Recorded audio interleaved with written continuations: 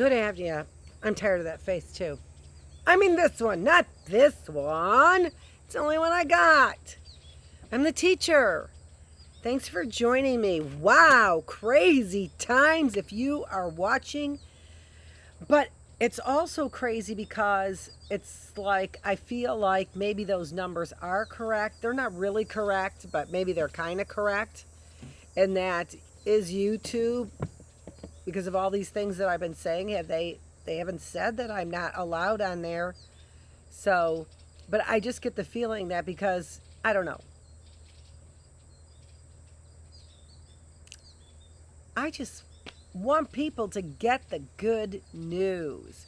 And I want this over with so I can like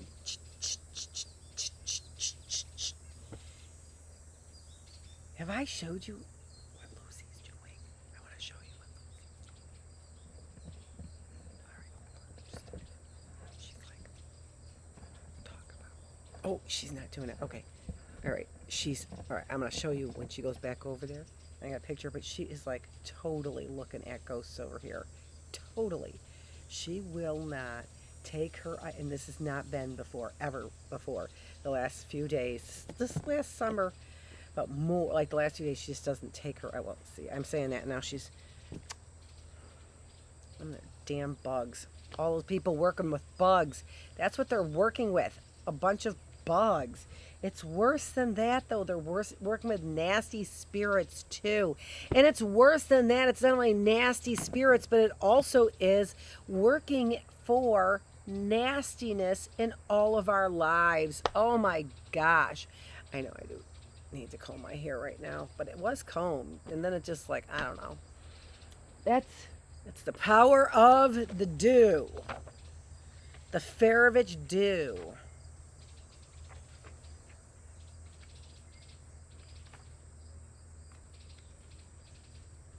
What I decided is that I'd get on late because I was not prepared. No, the clock was like, I thought for sure I had a half an hour. It was like, time's up. Oh my gosh, no way. That lunch went really fast. But as you know, so I said we were going to go through some of the other pamphlets that the United States Catholic Council of Bishops put out after a U.S. Catholic conference. This is from the Office for Publishing and Promotion Services, United States Catholic Conference. So, as you know, well, no, you may not know, this copyright here is 1994.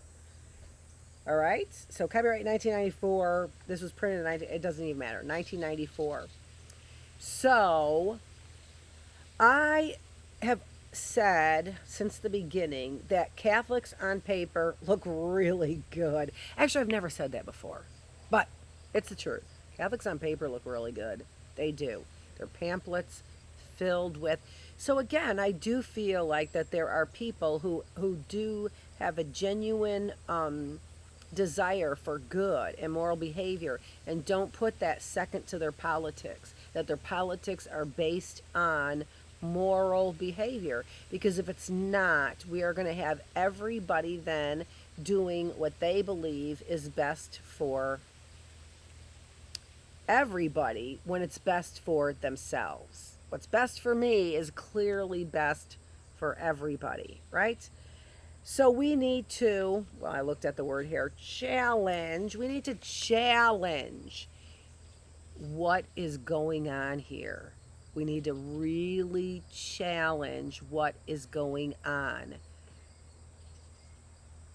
I mean, it's crazy because the ones that are trying to bury me are being promoted the most by what I'm saying, right? Those people who truly want democracy and who don't want white supremacy. And now I have people in my own family who are working towards my demise. Well, you know, because it seems without my knowledge, I'm working towards their demise. And this is like what is this? The Battle of the Coletas and the Garcias? The Battle of the Aztecs and the Romans? Is that what this is? I mean, clearly there's money on it. Clearly there's, I don't know. Clearly I don't know how to even get my hair fixed right, so how can I figure this out? How can little old May figure this out? Ellie Mae was in that mirrors thing, wasn't she? Interesting. I found that to be interesting. So, since time really did fly by, which is interesting, because I keep saying time is linear for me, but maybe not so much. It's linear. It just speeds up and slows down sometimes. What the hell is she saying? Is she really honest? We're in the spiritual connection classroom. Hello? I can sound like Marianne Williamson in this spiritual connection classroom, like what you had to say on Bill Maher. And also, the soccer player, I was right on with you, 100%. I was 100% in your corner on Bill Maher, the soccer player lady. So I decided, I started reading it and I was like, all right, so I'm going to read it and highlight what I want and then talk about what I want to talk about from here, as I always do. And every word was delish. So I'm going to read it all. It's only a page and a half of the introduction. Did you read it? Read it upside down.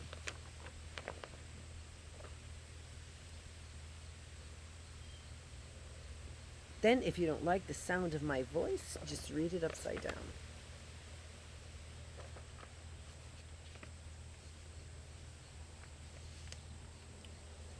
Vocal fry, for your information, Will Ferrell, is when at the end of my voice it goes a little crackly like that. And you know why? Because you guys are putting mold all over here. Hello. Got something to say? The introduction. Our families are torn by violence. Our communities are destroyed by violence. Our faith is tested by violence. We have an obligation to respond. See, what a mouthful. What could I say more than that? Would I add some more things on here that our families, our communities, and our faith are destroyed by violence? Should I add more to that list? I think it's unnecessary. I think all that's necessary is for me to have read that, and then obviously I thought it was necessary to say all those words afterwards. Violence in our homes, our schools and streets, our nation and world is destroying the lives, dignity, and hopes of millions of our sisters and brothers, right? Again, I could just stop and go on. I really could. And I want you to pause and think about that. But of course, I'm the teacher, so I'm going to tell you what I'm pausing on. All right? Sisters and brothers. Sisters and brothers. If you are shaped and walking in upright position, you've got what you call fingers here at the end of your arms and what you have called toes at the end of your feet, right? You have hair in similar places as I do. We're sister or brother. We're sister or brother. Millions. It's destroying millions of our sisters and brothers. What's it destroying? Lives, dignity, hope. Lives, dignity, hope. So the other book that we just got finished with, right, which was Dignity of the Human Person, right, empowerment throughout the life or something like that, right? Dignity. We're destroying dignity. Have you seen the consequences? Because it's just not, the consequences are just not physical. The consequences are in our hopes and dreams. So here, in the place where dreams are supposed to come true, all that we have left is Disneyland. You can like it. I don't have to like it. I don't have to like Disneyland. I don't have to. You can. We don't even have to disagree. We're agreeing. You couldn't like it. I like it. We're not even agreeing to disagree. I just don't like it. I really actually don't like it. I did like Disney World, though. I like that better, but maybe that's just because I had family out there. I'm not sure. Beyond the violence in our streets is the violence in our hearts. Hostility, hatred, despair, and indifference are at the heart of a growing culture of violence. Verbal violence in our families, communications, and talk shows contributes to this culture of violence. So, again, are we seeing what we're talking about, right? It just came into my mind like, what was it? It had to be 30 years ago.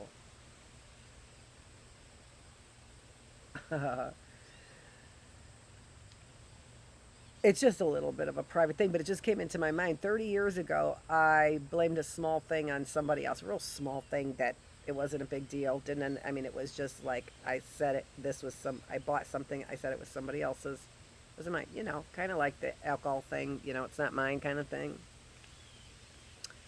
But I blamed it on somebody else, right? And that person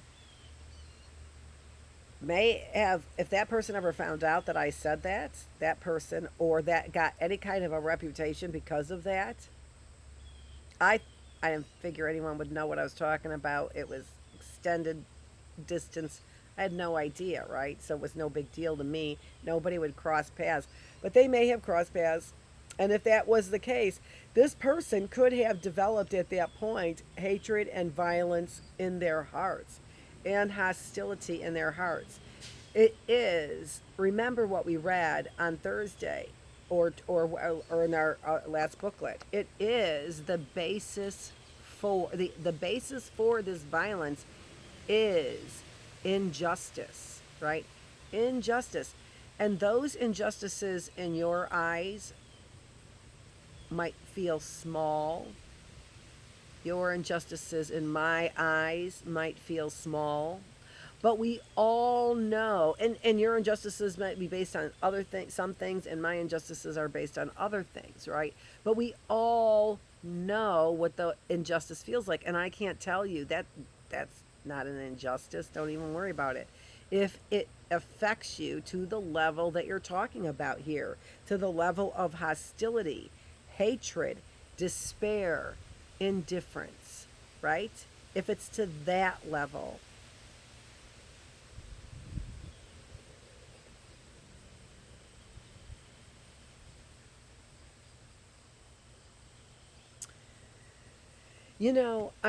as I'm talking, what ends up happening is that I end up thinking about examples of injustices, right? And how people are reacting. So that's a good thing for you to be doing right now. It would be a good thing for you as we're talking to think about the injustices, both injustices that you have felt and injustices that you believe you've inflicted on other people, maybe, or just injustices that other people have experienced before, right? So that's not a bad idea. Let me get this stuff up over here.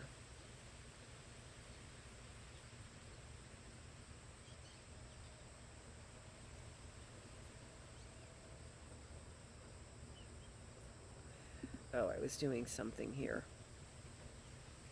All of a sudden, I'm like, oh my gosh, I can't see this recording because I've got it in edit mode because I edited.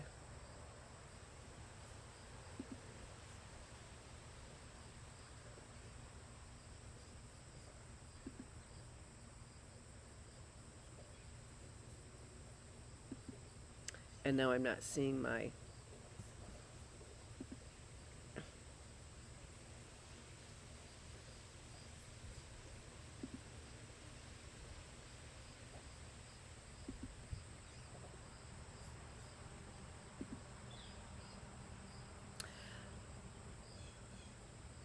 I can see that I am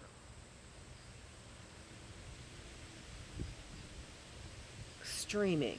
It's just I wasn't on there, right? I wasn't on the page of streaming. I had something else, and if I don't see where I'm exactly streaming, oh my gosh.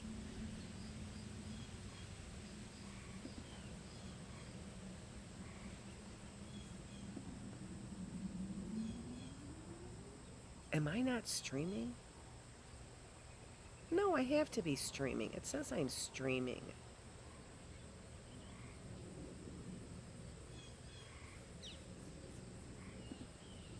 What happened?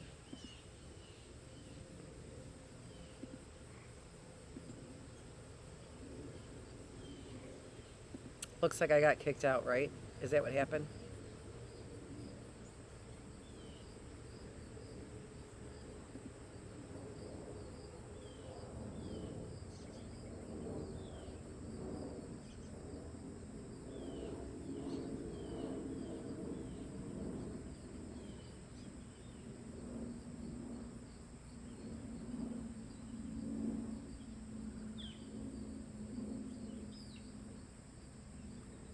I've got a good signal here, so I'm not quite sure why YouTube is taking so long, right?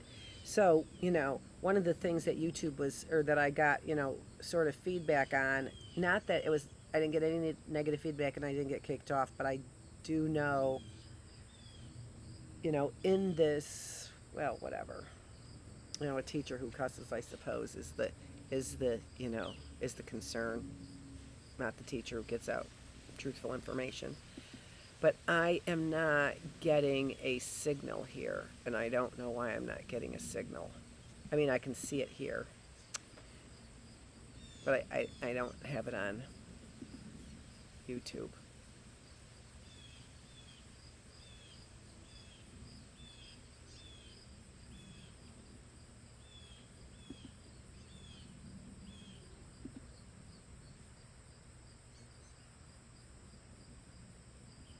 And today I've said a lot of things, so I'm quite certain that there's a lot of people, or at least a few people, that aren't really excited about me being on. Well, it doesn't look like I'm going to end up getting kicked on. And so I can see now I've got red, I've got, dropped frame, whatever. So I've got all kinds of things that are not great. So let me stop streaming here.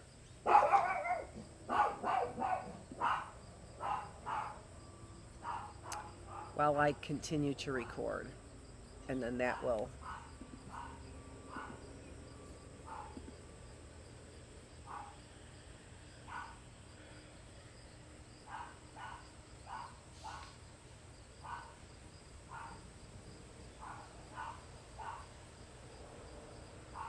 Yeah, we must have gotten kicked out, and I don't know what happened there, so we'll figure it out. So let me keep reading. So beyond the violence in our streets is the violence in our hearts. Hostility, hatred, despair, and indifference are at the heart of a growing culture.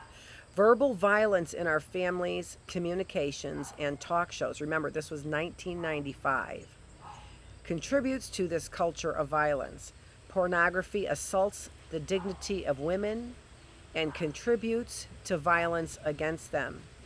Our social fabric is being torn apart by a culture of violence that leaves children dead on our streets and families afraid in our homes. Oh, I'm sorry. Am I an example of that? You don't look afraid in that. You know what? You're right. I don't, only because I'm a believer. That's the reason why. I don't look afraid because I'm a believer.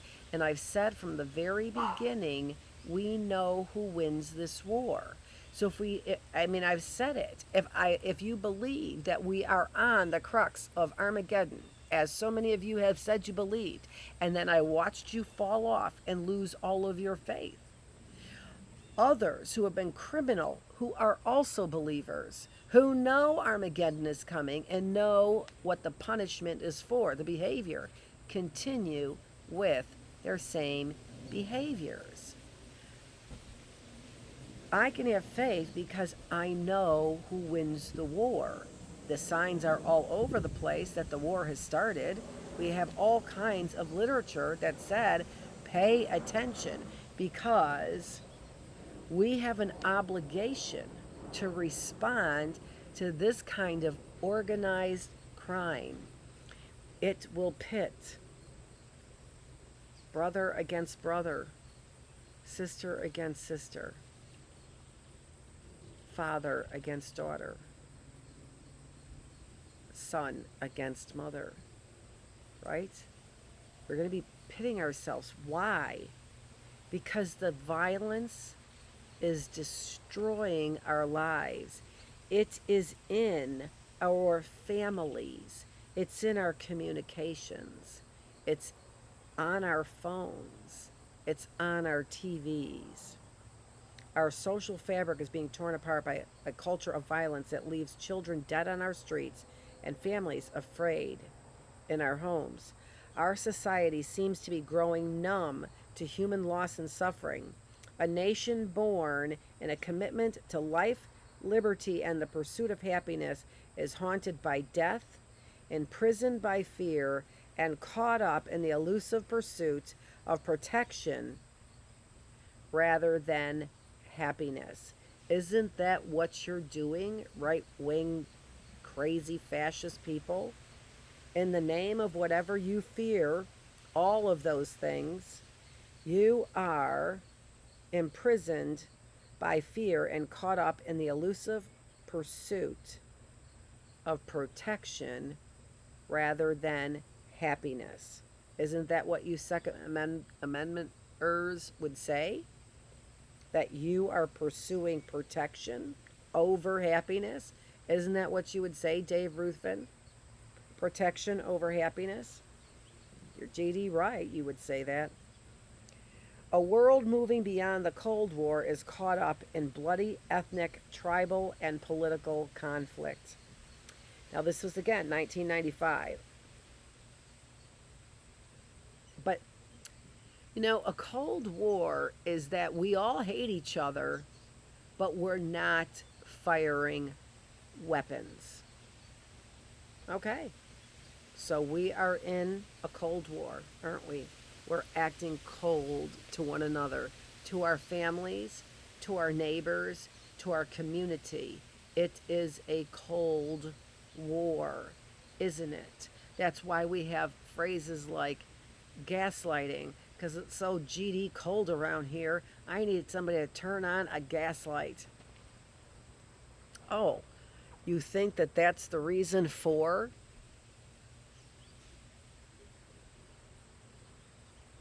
the Cold War? Because it's literally just needs you to light some gas? Right?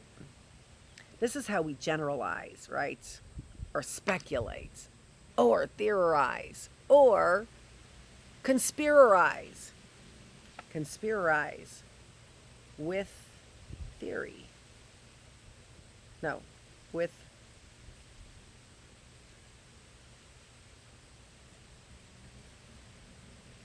piracy, it looks like. That's what it looks like. Conspiracy with piracy. Yeah, you kind of take over, don't you? Seems like it. Anywho, it doesn't have to be this way. It wasn't always this way. Younger generation, you really do need to know that. I've tried to say it in so many ways, even with the most simple things to understand, like things lasting a lifetime so that you don't have to constantly be putting out money, which, by the way, you know, who even knows, right? Who even knows what's going on with money? Because by the end of this Armageddon, you all know money's not going to mean anything. We don't have the gold to support the money. Money doesn't mean anything. So who knows, right? It doesn't have to be this way. It wasn't always this way. Young people, it wasn't always this way. We can turn away from violence. We can build community. Lucy! That was my joke about violence. To a dog. To a dog.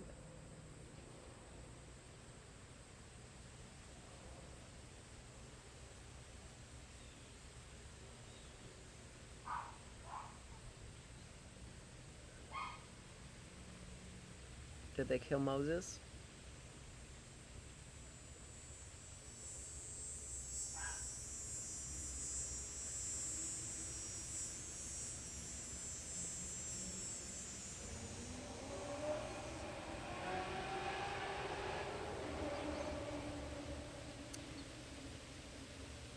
We can build communities of greater peace. It begins with a clear conviction, respect for life.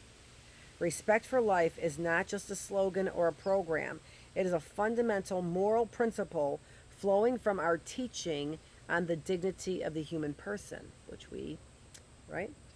It is an approach to life that values people over things.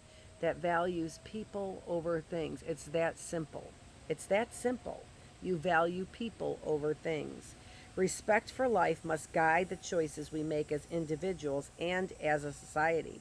What we do and won't do, what we value and consume, whom we admire, and whose example we follow.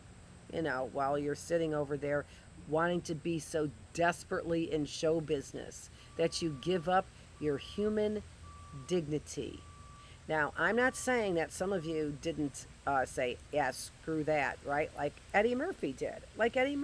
That's exactly what he did. He says, I will not give up my dignity for show business. And, in fact, I'll make a joke about Mr. T. Sandler's going to sing to Mr. T with a sombrero and a poncho on and get me to send a picture of my boys with sombreros and ponchos to my dad for Father's Day. How was that? You know, Sandler, that's a manipulation of my kids. That's what that is. And I get it. I get it. It's a manipulation of my children. Just saying. Did they know what you were doing? Or was it a secret behind their back? Respect for human life is the starting point for confronting a culture of violence. Respect for all human life. The Catholic community cannot ignore the moral and human cost of so much violence in our midst. These brief reflections are a call to conversation and a framework for action. They propose neither a sweeping plan nor specific programs. They recognize the impressive efforts already underway in the diocese, parishes, and schools. They offer a word of support and gratitude for those already engaged in these efforts. We believe, thank you. I feel the support and gratitude because I'm using your pamphlet, and that's supportive. It gets me through this class right now, right? So that's supporting me. We believe the Catholic communities bring strong convictions and vital experience which can enrich the national dialogue on how best to overcome the violence that is tearing our nation apart. We know these reflections are not enough. Words cannot stop weapons. Statements will not contain hatred. Yet commitment and conversation can change us, and together we can change our culture and communities.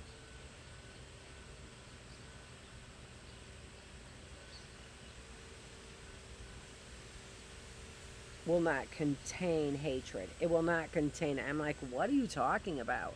Contain it. Statements will not contain the hatred, right? Yet commitment and conversation can change us, and together we can change our culture and communities. Person by person, family by family, neighborhood by neighborhood, we must take back our communities from evil and from the evil and fear that come with so much violence. People have said, and I keep hearing, you've got, whatever. It's, 48%, 48%, and then, whatever it's 49%, and the 2% in the middle, whatever it is. And you're not going to change either side, but everyone is fighting for the 2% in the middle. But that's not true anyway. And what are you supposed to do? Are you supposed to give up on your plan for democracy because one party has a plan that is so completely, clearly undemocratic and they're not going to change their mind? I think there's a lot of people changing their mind on a party that is fascist and undemocratic. When you think about it this way, so those same people, that same mindset says no socialism, which really Catholics really are all about social programs. You can see it. I mean, they've set up more nonprofit social programs than any other, I would have to say. Maybe not the best running ones, as you know, AA is a great running one, but still, than I think any other religious institution. So they do really work hard at trying to give back.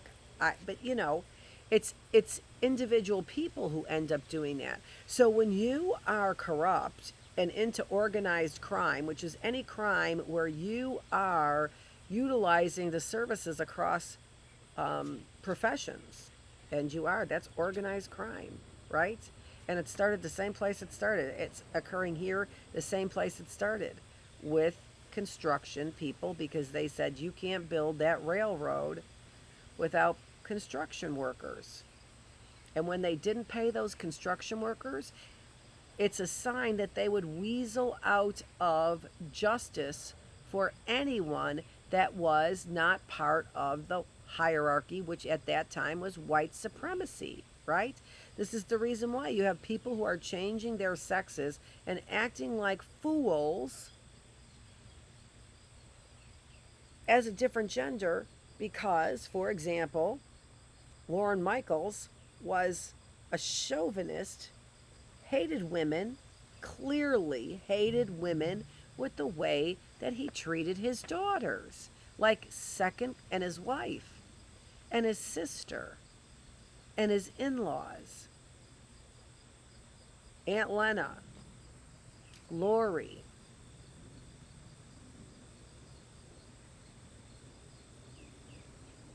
I mean, Lori, that was really smart of you to get that right in his name. Right in his name. Lauren, Lors, and Michaels.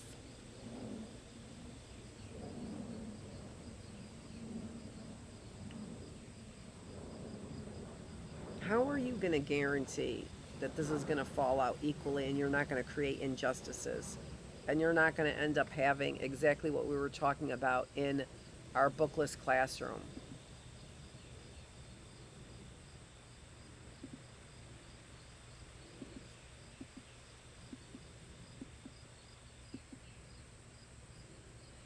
How do you think that you're going to come out of this unscathed without all of that blood on your hands? And if you think for a minute that it's a means to an end, you've lost. You've already lost the battle.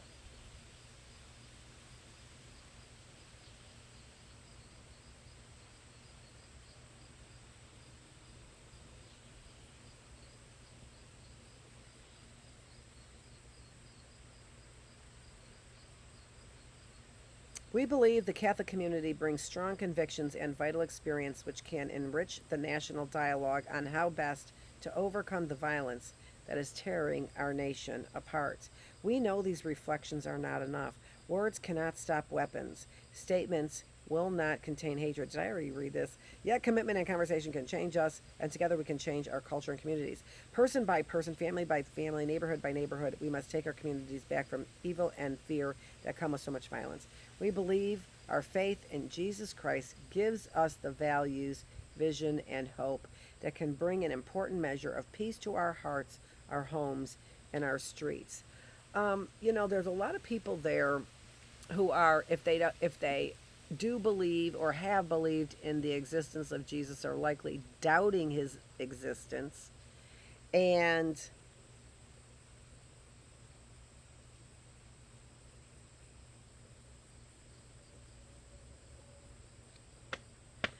I'm just thinking about those questions that Jimmy Kimmel asked Jason Bateman in that Smartless.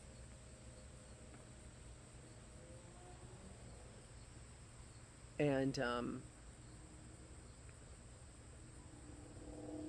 I just thought,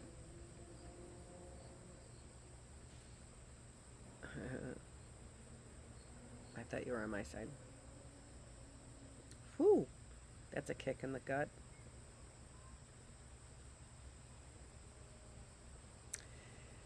that can bring values, vision, and hope that can bring an important measure of peace to our hearts, our homes, and our streets. Okay, so where are we on time? Since I've been goofing around, I think I'm going to give you the stats tomorrow, just because I'm not on. Right, I'm not on. I got kicked off, and there's no reason for me to have gotten kicked off, but I got kicked off. I couldn't get back on, and so I'm going to upload this now, and that's all I did was read from that book anyway, the introduction. Not quite sure why their panties are in such a bunch. Oh, oh. I'll talk to you later. This is Dr. Annette Feravich. I'm the teacher. Thank you for joining me here in the classroom.